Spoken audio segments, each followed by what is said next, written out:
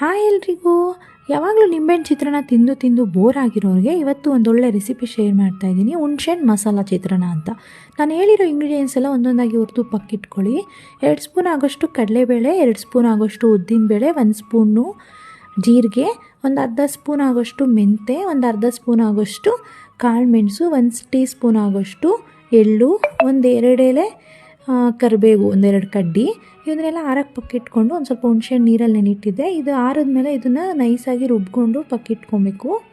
ಮತ್ತು ಒಂದು ಬಾಣಲಿಗೆ ಎಣ್ಣೆ ಹಾಕ್ಕೊಂಡು ಅದಕ್ಕೆ ಕಡಲೆ ಬೀಜ ಹಾಕ್ಕೊಂಡು ತೇಲ್ಸ್ಕೊಂಡು ಪಕ್ಕಿಟ್ಕೊತೀನಿ. ಲಾಸ್ಟಾಗಿ ಅನ್ನ ಬೆರೆಸೋಗಿ ಹಾಕ್ಕೊಂಡ್ರೆ ತುಂಬ ಕ್ರಿಸ್ಪಿಯಾಗಿ ಚೆನ್ನಾಗಿರುತ್ತೆ.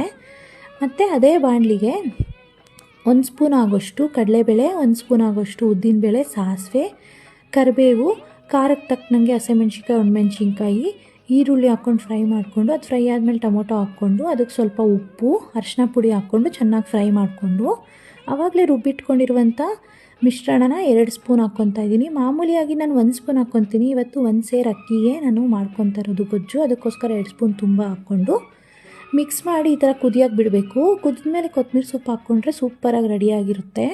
ಅನ್ನದ ಮೇಲೆ ಸರ್ವ್ ಮಾಡ್ಕೊಂಡು ತಿಂತಾಯಿದ್ರೆ ಸಖತ್ತಾಗಿರುತ್ತೆ. ಮನೆಯವರೆಲ್ಲ ತುಂಬ ಇಷ್ಟಪಟ್ಟು ತಿಂತಾರೆ. ಟ್ರೈ ಮಾಡಿ ಹೇಗಿದೆ ಅಂತ ಕಮೆಂಟ್ ಮಾಡೋದು ಮಾತ್ರ ಮರಿಬೇಡಿ. Thank you all, bye.